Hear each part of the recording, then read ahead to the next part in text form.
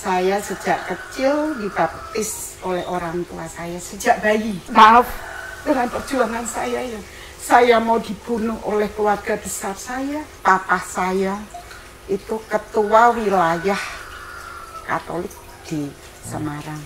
Itu betapa kuatnya mereka, betapa kuatnya lingkungan itu. Keluarga besar bilang ke suami, sampai 3 kali dia ditawari, kamu mau apa? Uang, mobil, atau rumah?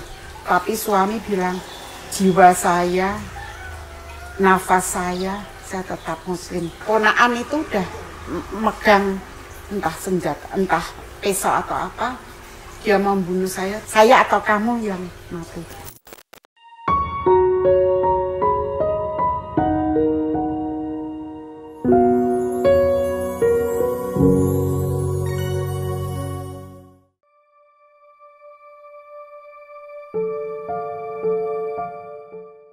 Assalamualaikum warahmatullahi wabarakatuh. Waalaikumsalam. Alhamdulillahirrahmanirrahim. Sahabat wakaf, saya masih di markasnya Mu'allaf Center Kabupaten Semarang di Kecamatan Bawen, Kabupaten Semarang. Iya. Yang udaranya dingin sekali di sini ya, padahal ini udah jam 9. Iya, betul. Sebelumnya kita sudah dengan Ibu Rahel atau Ibu Ina yang menceritakan dengan penuh emosi, tapi bukan emosi yang nonjok-nonjok ya, tapi dengan penuh emosi haru ya. Dan sekarang saya sudah bersama Ibu Vincentia. Ya, jadi dari namanya aja kita udah tahu Ibu Vincentia ini dulunya beragama apa. Ya betul, agama Hindu. Oh salah ya, agama Katolik ya Bu ya? Iya betul. Agama Katolik. Jadi kita coba akan mendengarkan lagi kisah perjalanan hidup dan spiritualnya Ibu Vincentia ini, untuk sama-sama kita jadikan pelajaran bagi kita. Dan harapan saya dan Ibu Vincentia, ketika ada orang yang mendengarkan kisahnya Ibu Vincentia ini, mereka bisa tersentuh hatinya, luluh hatinya. Kalau yang masih non-muslim, dia bisa kepo dengan ajaran Islam. Iya, betul. Atau dia bisa masuk Islam. Gitu kan. Iya. Itu kan nanti pahalanya buat Ibu Vincentia tuh ya kan. Iya. Nah kalau yang muslim itu semakin kuat ibadahnya kepada Allah. Karena kita jangan sampai kalah nih sama Ibu Vincentia nih dari sisi ibadah kan. Ibu Vincentia baru masuk Islam udah mantep ibadahnya. Kita dari kecil kan gimana kan. Kita langsung saja ke Ibu Vincentia. Iya. Assalamualaikum Ibu. Waalaikumsalam warahmatullahi wabarakatuh. Nama lengkapnya Ibu Vincentia siapa? Nama lengkap saya Vincentia Andri Yuda Rahayu. Andri Yuda Rahayu. Ya, Yuda itu dari Bapak Yudono, Rahayu dari Ibu. Oh, Ya. oke. Ya. Ibu Vincentia. Ya. Bolehlah diceritakan Ya. perjalanan spiritualnya lah ya. Iya. Biar saya dan juga bisa dapat pelajaran gitu kan dari hidup Ibu Vincentia. Monggo Ya. silahkan. Ya. Assalamualaikum warahmatullahi wabarakatuh. Waalaikumsalam. Perkenalkan lagi, nama saya Vincentia Andri Yuda Rahayu. Saya lahir di Palembang. Saya sejak kecil dibaptis oleh orang tua saya sejak bayi. Baru tahun 17 Februari 2020 saya mualaf. Itu pun dengan perjuangan saya yang dengan perjuangan saya mau dibunuh oleh keluarga besar saya. Saya diusir dari rumah itu dari keluarga besar. 17 tahun suami saya baru dijabahi Allah. Dulu saya nikah di Gereja Katolik Sendangguwo Semarang. Itu orang tua saya, papa saya itu ketua wilayah Katolik di Semarang. Itu betapa kuatnya mereka, betapa kuatnya lingkungan itu. Terus saya nikah, itu waktu tahun 2003 saya menikah, itu ada dispensasi di gereja itu bahwa yang non Katolik bisa kembali ke agama asal. Tapi setelah 2003 itu udah enggak ada. Jadi saya nikah cuma pemberkatan nikah di altar. Itu suami, tapi ibu mertua tidak mendampingi suami. Itu ya gimana caranya, gimana rasanya seorang anak mau menikah tapi tanpa didampingi oleh orang tua. Suami sampai menangis, tapi saya yang sebagai istri ya gimana juga ya kuat. Iya, suami kuat. Terus setelah itu dia kembali ke agamanya asal Muslim. Dari situ kita sampai punya anak 2, keluarga besar bilang ke suami, sampai 3 kali dia ditawari, kamu mau apa? Uang, mobil atau rumah? Tapi suami bilang, jiwa saya, nafas saya tetap Muslim. Berapapun yang dikasih, dia tidak mau. Sampai ada kejadian. Sampai kejadian itu saya diusir. Sebelum diusir, kejadian saya mau dibunuh oleh keluarga besar. Dari situ suami sampai lari, ponaan itu udah megang entah senjata, entah pisau atau apa. Dia mau membunuh saya, tapi suami, saya yang enggak apa-apa, saya yang kena. Jangan istri saya. Sampai dia, mah istighfar. Saya belum Muslim itu. Mah istighfar. Saya ke belakang. Di situ ada gunting tanaman yang udah berkarat. Namanya kita masih dirasuki setan. Saya sampai, aku apa kowe? Saya atau kamu yang mati? Tapi suami, mah istighfar. Sebelahmu siapa? Ternyata anak saya. Saya sampai, maafkan mama, nak. Maafkan mama. Mama terus anak yang satu, mah minum. Mama enggak salah. Mama mau dibunuh. Itu mama enggak salah, mata kami. Udah itu saya, ya Allah ampuni saya. Tiba-tiba saya masih Katolik. Saya sampai, ya Allah ampuni saya. Saya sampai duduk nangis. Itu saya tiba-tiba saya bilang, ya Allah, seumur hidup saya baru itu mengucapkan kata itu. Terus suami udah diam. Dan itu keesokan harinya kita pindah, kita diusir, kita pindah nyaris kita dapat di Bawen. Baru di 2 hari di Bawen, anak saya yang kecil Cornelia namanya, dia bilang teman-temannya Muslim semua. Dia bilang, Mah, Kiran boleh ngaji perang batin. Itu perang batin buat saya, karena saya masih Katolik. Saya bilang, iya. Bilang ke ayahnya, terus ayahnya bilang mama. Terus saya bilang iya, dia bersimpuh di kaki saya. Makasih mah, itu dalam hati saya. Suami sampai bilang, Mah, kamu lihat anakmu, enggak tergerak hatimu. Saya baru seminggu saya bilang ke suami, ya nggak apa-apa. Tapi dalam itu saya cuma di lingkungan aja. Ya kayak gini toh, mengucapkan syahadat cuma gini aja, nggak ada yang lain. Saya bilang gitu. Ya coba kita cari waktu itu kita, ya namanya kita waktu itu nggak punya apa-apa, saya ya udah kita cari, terus ketemu sekolah SMP Muhammadiyah. Saya nggak tahu kalau itu SMP Muhammadiyah, kita masuk aja. Terus di situ saya minta, Pak, saya menawari, oh ada kantin, ya ada kantin. Terus saya kantin situ, sini kosong kantinnya kalau ibu mau ngelola ya. Terus saya cerita semua, saya tuh mualaf gini-gini, saya inginnya yang lebih lah, nggak cuma sekedar syahadat aja. Terus saya punya teman yang di Harjosari itu NCKS, namanya Bukolif, cari aja. Saya masih awam, daerah sini masih awam waktu itu. Terus kita cari, minggu pas itu ada, maaf, almarhum Pak Imam Mulhuda itu suami dari Bukolif, udah meninggal. Saya ditemui beliau, Bukolif baru ke Semarang waktu itu. Saya, ya dah, besok kesini lagi. Oh iya Pak, sama anak-anak yang mau syahadat. Oke, saya datang ke sini besok tuh. Ya Allah, saya gini, saya diuangke, kayak diorangkan, dianggap kita ada.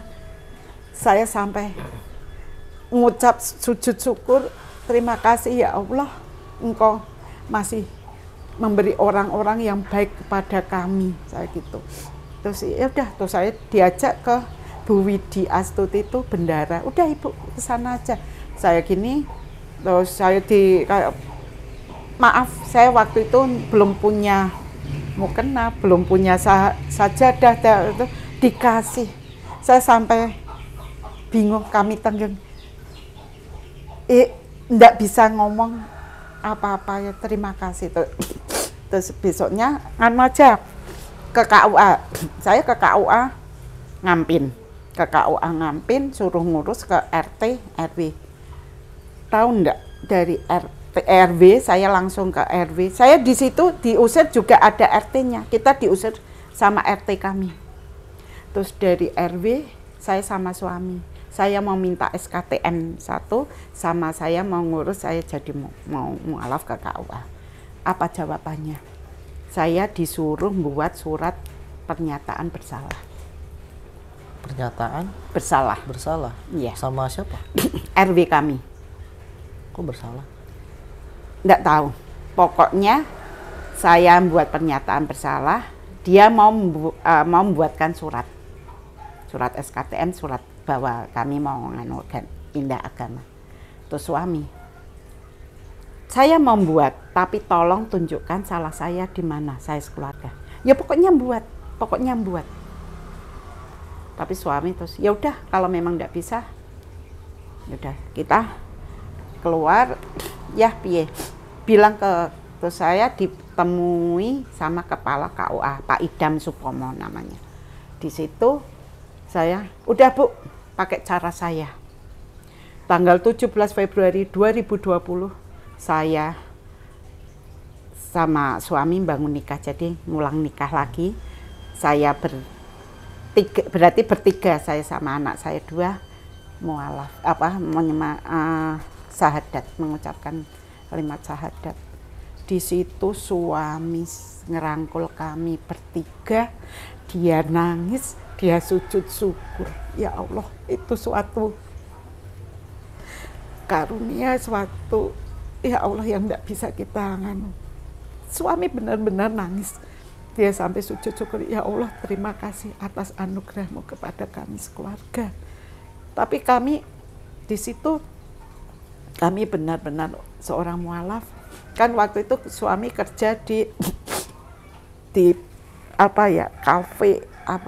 kafe, tapi menjualnya komer, menjualnya babi. Dia bilang, aku resign gimana? Dia punya pikiran, masa aku ngasih nafkah istri sama anakku dengan uang haram. Ya, tapi kamu siap ya hidup miskin. Kamu iya Mak, ya. Benar. Kami cuma pindah itu kami cuma punya uang berapa? Di kantong 500.000 itu. Ya Allah. Tapi kamu percaya Allah Maha segalanya. Suami gitu membesarkan hati saya. Iya ya. Karena di Katolik kita enggak pernah kekurangan apapun. Semua dikasih lah. Kasih dari gereja. Betul. Kamu terus iya. Selama itu kan kita ngontrak. Kita ya ada aja bantuan dari orang. Tapi kita malu. Ya Allah, masa kita ya minta pertolongan, ngemis lah. Saya benar-benar terus setelah 5 tahun kita kembali ke rumah Kali Kepawon itu. Di rumah Kali Pawon baru 2 minggu kita diusir warga. Diusir warga itu ada RT, RW, lurah, Babinsa, Babin Kaptimas. Mereka diam. Mereka diam. Terus suami mau dibawa ke kantor polisi. Suami. Kenapa? Kok diusir? Kita enggak tahu.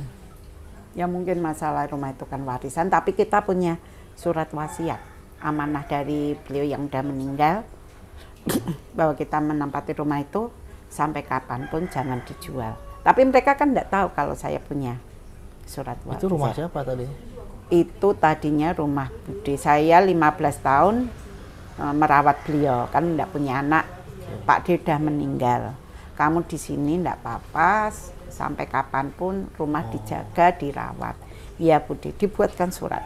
Tapi orang-orang itu kan enggak tahu kalau kita punya itu. Saya pulang, saya waktu itu kerja. Saya punya ini. Mereka diam. Saya punya ini. Saya kuat di sini. Saya bukan cuma masuk aja. Yang kunci saya bawa waktu itu. Saya keluar tuh kunci saya bawa. Tapi waktu itu kunci saya bawa, rumah dimasuki ya saudara-saudara yang namanya kayak kasur saya, baju saya dibuang di luar. Ya. Saya pindah situ. Ya enggak apa-apa saya gitu. Allah akan menuntun kami ke jalan yang benar. Saya gitu. Ya udah. Terus sampai situ saya diusir, saya suami mau dibawa, saya ditelepon sama anak sampai nangis menjerit karena dia juga yang di rumah sama ayahnya. Ma pulang, ayah mau dibawa ke polisi. Siapa tuh yang enggak takut? Ayah anak segitu, dia kan baru lulus SMP, mau masuk kan dia takut. Ya pulang. Dalam perjalanan tuh dari Pringapus sampai rumah, saya naik motor, itu saya cuma zikir aja. Diberi petunjuk, kan di jalan kan juga bahaya. Saya sampai rumah, saya udah rame orang. Usir itu siapa yang umat Nasrani. Oh, jadi yang minta usir itu orang-orang? Iya, warga situ. Sampai sekarang kita tidak dianggap. Karena depan saya itu kan ketua lingkungan Katolik. Saya dulu aktif di gereja, ya jadi lektor pembaca kitab suci, paduan, ya kur di situ. Ya. Jadinya ya saya pindah situ, ada yang mau saya, Mbak boleh masuk. Ya, kenapa Bu? Oh sekarang kok enggak pernah ikut sembayangan lagi toh semenjak kesini, pulang ke sini. Saya bilang, maaf, saya sekarang mualaf, saya sekarang muslim. Loh, wah marah gitu. Loh kok bisa? Mbak sing biyen ngene-ngene aktif ngene kok iso? Ki mesti bojomu toh, suamimu. Enggak, itu atas kemauan saya sendiri. Allah yang menuntun saya. Sekarang imam saya siapa? Kan suami. Saya ngikuti suami saya sebagai imam saya. Besok kalau meninggal, tuh ya biar saya sama-sama suami, anak-anak bisa masuk ke surga sama-sama. Pokoknya saya pokoknya, kok kan enak. Dulu kamu ndak pernah kekurangan, ndak pernah uang tuh selalu ada. Tapi saya percaya, saya percaya Allah Maha segalanya. Nyatanya saya bisa hidup sampai sekarang, anak-anak bisa sekolah, walaupun dengan tertatih-tatih, tapi saya percaya bantuan itu selalu ada dari Allah. Allah yang akan memberi. Saya gitu. Wah, sampai sekarang saya tidak pernah, kalau ada acara Dian, saya tidak pernah diajak. Jadi kita cuma hidup berempat di Kali Pawon sekarang, Ambarawa itu. Seperti itu ya? Iya, sampai sekarang keluarga besar juga tidak pernah menengok kami, tidak pernah datang ke rumah. Adik kandung saya sendiri pun tidak pernah menyapa saya, tidak pernah gimana kabar saya, enggak pernah sampai sekarang. Tapi saya percaya sama Allah bahwa nanti Allah akan memberi ganti yang baik buat saya sekeluarga. Betul. Itu ya. Cerita saya. Wah. Luar biasa ini ya, apa namanya? Diusir ya? Iya, diusir, mau dibunuh juga. Dibunuh? Iya. Kan tadinya kan setelah masuk Islam ya? Itu kan berarti mau dibunuh, mau diusir ya? Ya, udah diusir. Udah diusir. 2 kali. 2 kali. Iya. Di tempat yang memang seharusnya itu menjadi tempat ibu ya sama keluarga ya. Tapi kan memang di sana lingkungannya Kristen ya? Katolik. Katolik ya? Iya, depan kan gereja Jago. Ah. Seberangnya itu gereja Iya, Jago. betul. Berarti kan memang itu cara Allah untuk menyelamatkan Ibu Vincentia ya? Iya, betul. Kalau masih tinggal di situ ntar ada pengaruh lagi dari gereja kan? Ya betul, iya kan? ya. Nah, secara kan kita selalu husnuzon ya sama Allah ya, lalu berprasangka baik gitu. Iya. Sekarang tinggal di tempat yang sekarang nyaman. Ya kembali ke dulu, rumah dulu. Cuma kita ya memang rumah itu rumah orang Nasrani Bude ya. Tapi udah kita yang kayak fotonya Tuhan Yesus, Bunda Maria juga patung kita singkirkan. Oh berarti masih sekarang tinggal di tempat yang sama? Iya, tempat yang sama. Ya diusir sama orang-orang itu. Sampai sekarang nih masih tinggal di sana? Iya, saya sampai maaf dikatakan. Maaf ini jelek sekali. Ada yang wah cangkem perek, cangkem lonte. Oh, itu gitu? orang tuh sampai bilang ke itu saya. yang bilang orang Katolik? Iya, depan saya, orang ketua lingkungan saya. Ketua lingkungan Katolik? Iya. Berarti di sana ibu sendiri tuh Muslim? Enggak, benernya ada. Cuma entah itu Muslim bener apa Muslim orang itu kok ngikut yang Nasrani. Oh gitu. Sampai datang ke rumah. Sampai suami saya sampai mau dibawa itu ya gara-gara juga iki tanahku. Berarti ada provokatornya dong. Iya betul. Ya itu yang ketua cangkemu itu bukan? Iya betul. Yang ngomong cangkemu itu. Dia yang ngomong yang provokator itu sebagai apa di gereja dia? Dia cuma di lingkungan aja, ketua lingkungan Katolik. Iya. Tapi nggak aktif di gereja. Saya nggak tahu. Kurang tahu ya? Nggak tahu. Saya nggak mau tahu. Nggak mau tahu. Kalau saya kan nikah 2 kali. Iya. Sama orang yang sama. Yang pertama di gereja, yang satu di KUA. Saya kadang bilang, saya nikah 2 kali. Loh berarti ibu dulu cerai? Enggak, nikah dengan orang yang sama, tapi yang pertama di gereja, yang kedua di KUA. Betul. Memang harus gitu ya kan? Iya. Ibaratnya ya nikah, benar-benar nikah gitu. Iya betul nikah. Saya sampai kemarin waktu nikah yang di KUA, itu sampai saya tuh bingung. Kan ya baru masuk, kita bingung. Gimana? Tapi suami tuh udah, kamu nanti kalau kalau mengucapkan tuh ini syahadatnya gini, ya diajari ngaku ya namanya lidah itu kan udah kaku. Terus Al-Fatihah saya diajari pelan-pelan suami itu. Ini alhamdulillah anak saya yang sekolah, yang kecil waktu itu kan kelas 5 SD mau naik semester 2 mau naik ke kelas 6. Dia kan tiap jam 12 siang di SD Canisius punyanya Katolik itu, dia tiap jam 12 kan ada Gua Maria punya sekolah itu, tiap sekolah itu punya, dia diajak situ. Terus dia bilang, "Enggak mau, Bu, saya sekarang mualaf." Dikatakan apa? Kamu munafik sama kepala sekolah sama wali kelas. Nangis dia. Terus ditelepon ayahnya, "Pak, ini Kirani kan, kalau Cornelia anaknya Bapak nangis." Lah kenapa? Enggak tahu. Gurunya bilang kan iya. Terus dia nangis, "Aku enggak mau sekolah. Bingung kan ayahnya.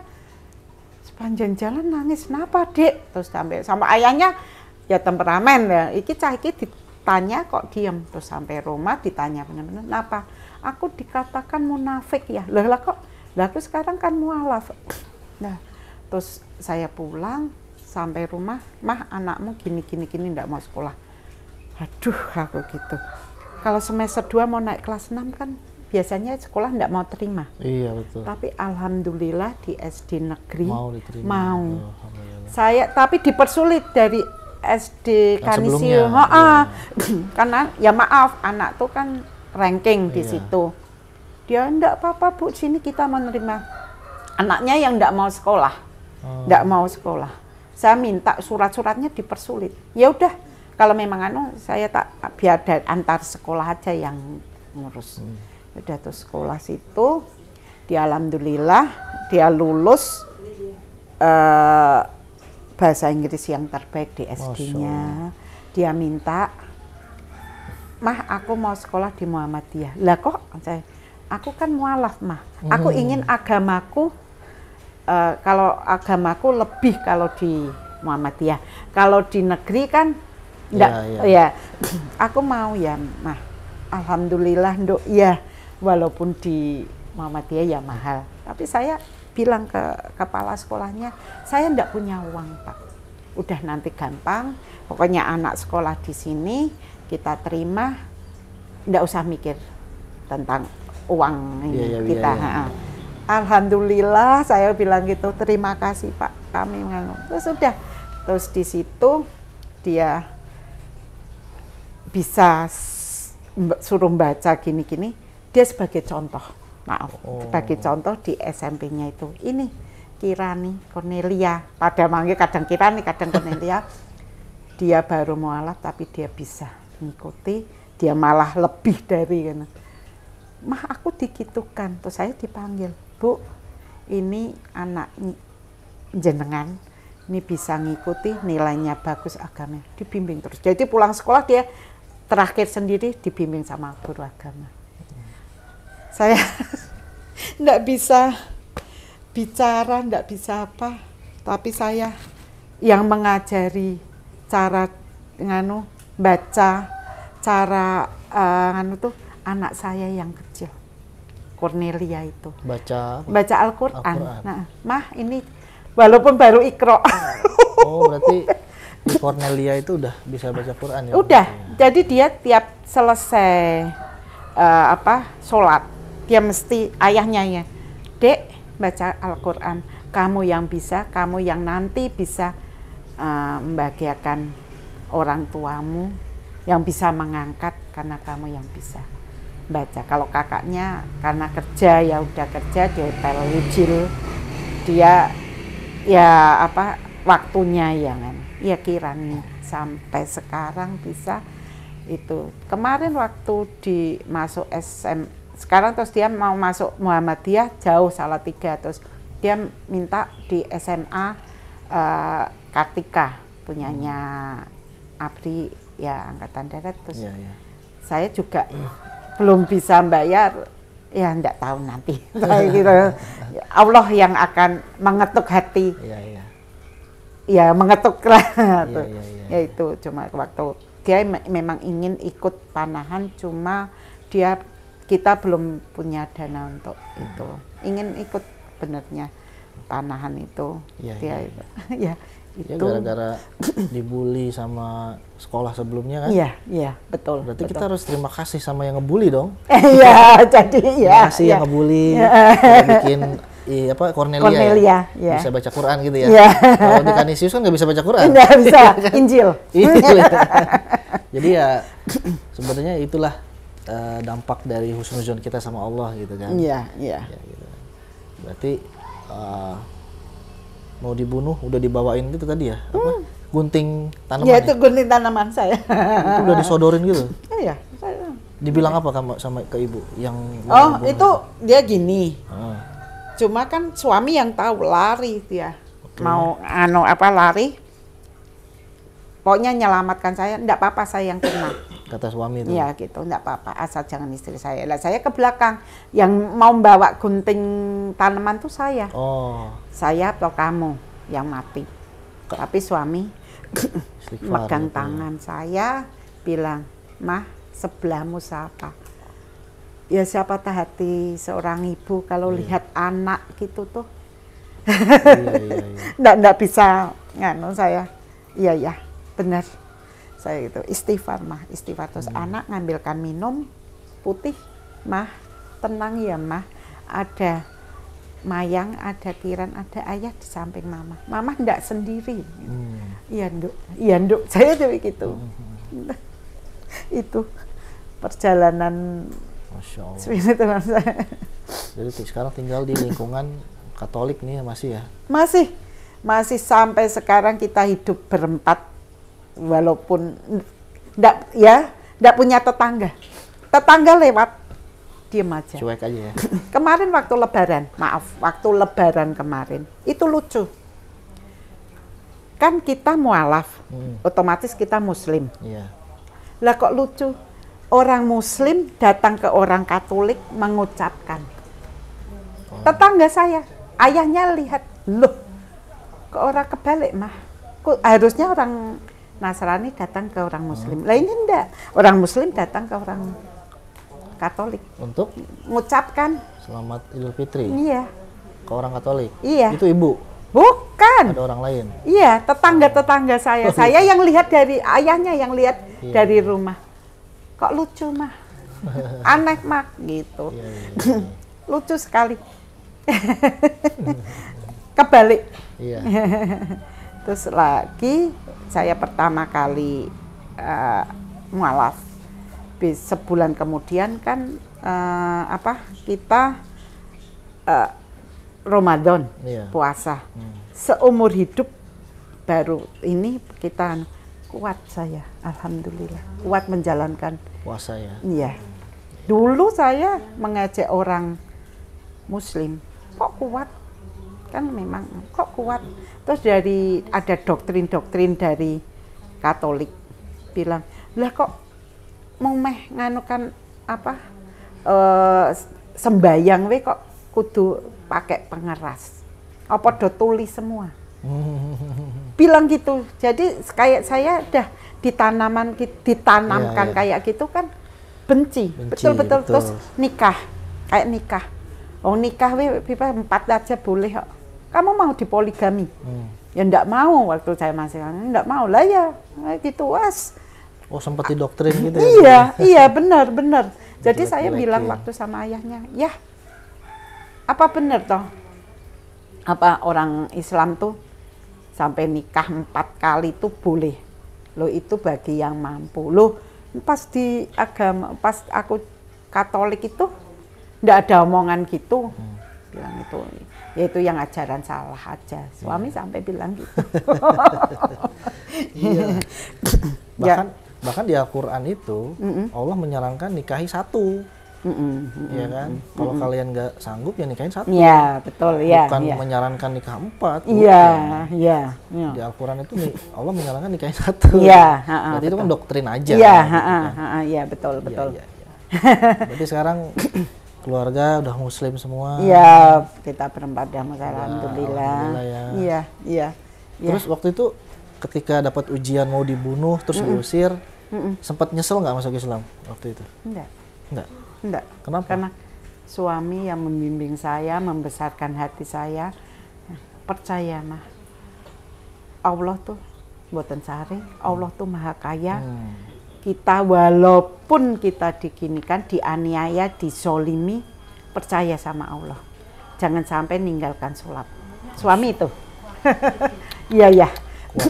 Kuat banget ya, Ibu Vincentia. Iya itu. Sampai sekarang, sampai pernah suami dia sakit, tiba-tiba berangkat sama saya. Setelah Ibu masuk Islam ya? Iya, tiba-tiba sakit. 2022 kemarin, 2 tahun yang lalu. Tiba-tiba sakit, kita baru pulang dari, kita waktu itu kan sama Bu Koli saya suruh kerja di kafe di Ungaran. Yang lola saya sama suami. Pulang sampai rumah jam 1 malam. 1 malam suami sampai bilang, sampai rumah jelek, mah lampunya kok mati toh, mbok dipadang di nyalain ya. Ya. Apa toh ya? Udah lo ya. udah nyala. Loh kok gelap ya? Piye toh ya? Saya bilang itu, udah nyala. Piye? Terus dia jalan tuh udah sempoyongan, tangan gitu, mata itu. Saya kira dia bergurau. Terus baru 2 hari kemudian saya bawa ke rumah sakit. Udah ya, ke rumah sakit langsung. Itu saya bawa ke nganu dulu, ke poliklinik dulu, terus dokternya, Bu, ini langsung dibawa Bu ke rumah sakit, langsung ke UGD Bu. Sakit apa? Pokoknya langsung Bu, langsung. Saya kan takut, ya Allah ini sakit apa suami? Saya langsung ke UGD, langsung, itu bagus, jantung semua bagus. Terus langsung dibawa ke ruang gede, carikan yang, saya kan enggak punya BPJS, saya cuma itu modal nekat. Modal nekat, enggak bawa uang, udah pokoknya nekat. Saya percaya sama Allah. Udah, terus masuk ke ruangan, itu ada 3 dokter. Spesialis semua, spesialis penyakit saraf, spesialis penyakit dalam mata. Itu tuh bingung. Maaf, 14 hari enggak bisa BAB. Dia kalau mau ke belakang megang saya, kalau enggak dia merangkak, ngisot gitu, enggak kuat. Dia tiap kali ada orang datang nangis, tiap kali ada orang datang nangis dia. Sampai bukolif aja itu sampai nangis kalau lihat suami saya. Bu, punya BPJS enggak? Terus itu 5 hari apa-apa tuh 10 juta kan. Saya uang dari mana terus? Yaitu dokter praktik bukolif yang mengusahakan. Habis 14 hari itu sekitar 20 jutaan lebih. Itu dokter bilang, penyakit dalam tuh, saraf tuh bilang, Bu, ini Bapak itu penyakit langka. Penyakit langka apa? Ya pokoknya penyakit langka adanya cuma di pengobatannya di Karyadi. satu pengobatan atau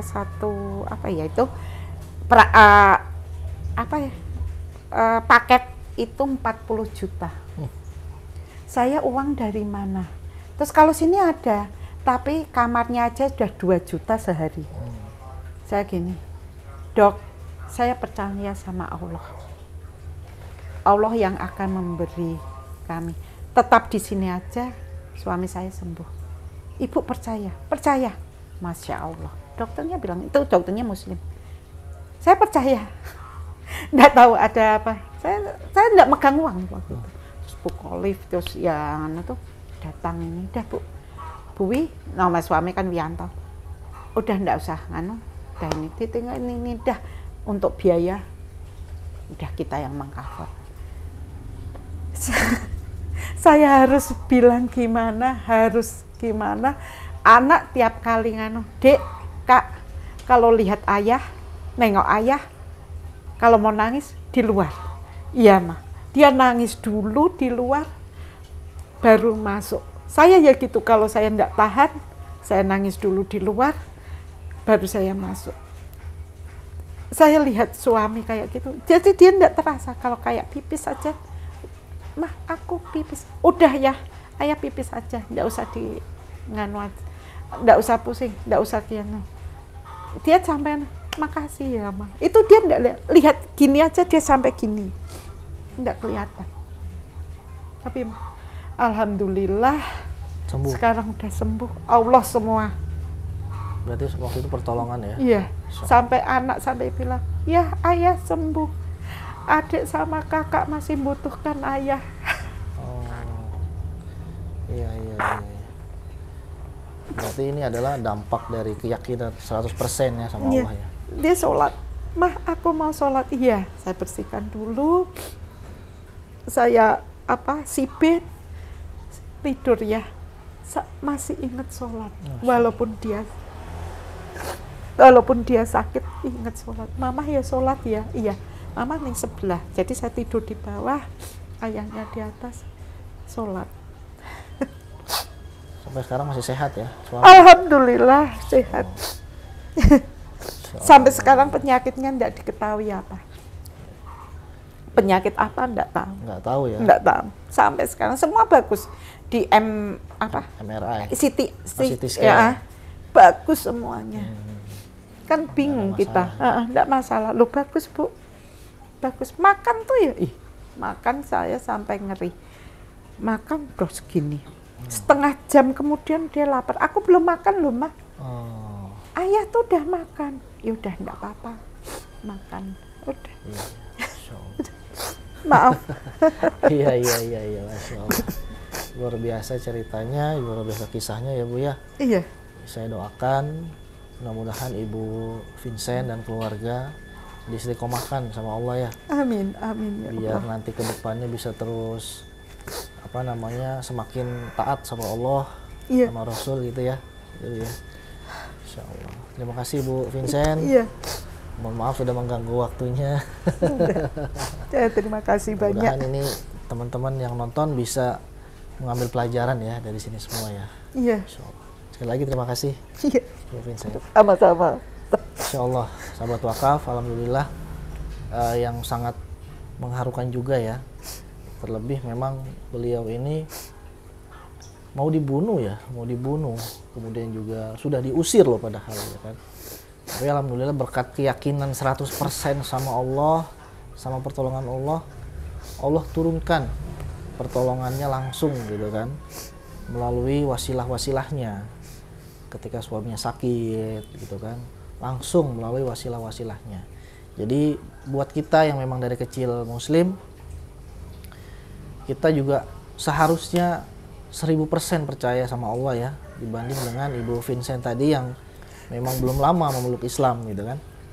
Jadi keyakinan itulah yang menjadikan orang-orang yang bertakwa, orang-orang yang soleh itu selalu diberikan pertolongan oleh Allah Subhanahu wa Ta'ala. Jadi kalau kita futur, jangan kita larinya ke homer, minuman keras, ke diskotik, nongkrong, tapi larinya kemana? Ke sajadah kita yang kita bentangkan, kemudian ke lembaran Al-Quran yang selalu kita pandangi dengan mata kita dan kita lafalkan setiap hurufnya. Itulah yang menjadi penenang dari semua masalah kita di dunia ini. Benar. Terima kasih sahabat wakaf, jika cerita dari Ibu Vincent ini menggugah hati, silahkan bagikan kepada teman-teman, sanak saudara, dan semuanya. Kemudian jangan lupa yang belum subscribe channel ini, silahkan subscribe agar kami semakin lebih giat lagi memberikan konten-konten yang bermanfaat seperti ini. Terima kasih. Assalamualaikum warahmatullahi wabarakatuh. Waalaikumsalam. Jadi salah satu hambatan di jalannya, ya ini nih. Nah ini salah satu.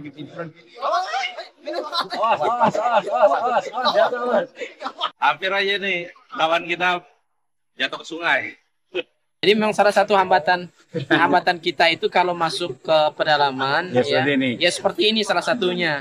Belum lagi kayu-kayu itu pada muncul dari dasar sungai. Jadi memang perlu kehati-hatian dan tingkat risikonya juga tinggi, besar ya.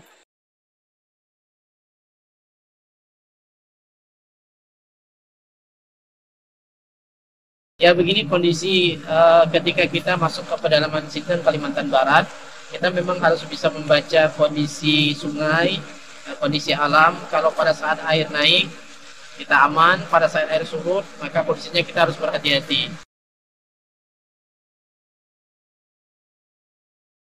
Pada siang hari ini kita akan berangkat menuju Desa Mentatai. Dalam perjalanan insya Allah bisa ditempuh nanti bersama dengan tim kurang lebih 6-7 jam. Pada malam hari nanti kita akan bertemu dengan warga umat Islam yang ada di pedalaman Desa Mentatai.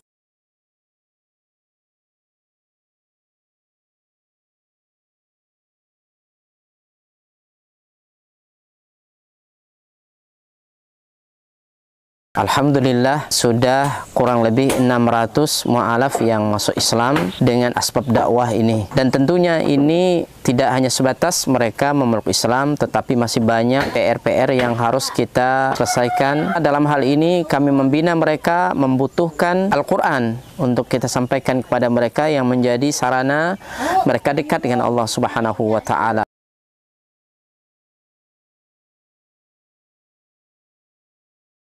kami berharap dan mengharapkan bantuan dari seluruh kaum muslimin untuk mensupport dakwah ini dengan berwakaf Al-Quran di Badan Wakaf Al-Quran.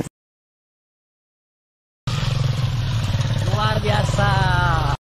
Kaum muslimin yang dicintai oleh Allah Subhanahu wa taala, perlu kita ketahui bahwa pondok ini sangat dibutuhkan karena memang di sini sangat minim akan bahkan mungkin bukan lagi dikatakan minim, memang tidak ada lembaga semacam pondok pesantren yang berdiri di Desa Nangat Tempunak ini. Yang kedua adalah kerusakan akidah. Ya, jadi di sini jika tidak ada pesantren ini rusaknya luar biasa. Apalagi memang pemurtatan sangat kuat di Desa Nangat Tempunak ini. Jadi memang misionaris-misionaris itu masuk kemari itu dengan materi yang kuat, ya, dengan iming-iming yang kuat. Dengan adanya pondok pesantren ini mengkader anak-anak para mu'alaf, ya, dari suku Dayak yang berasal dari pedalaman, ini sangat mudah. Jika mereka sudah belajar agama, kemudian mereka sudah paham dengan agama dan mereka sudah hafal Quran, mereka akan kita kembalikan ke kampung-kampung mereka.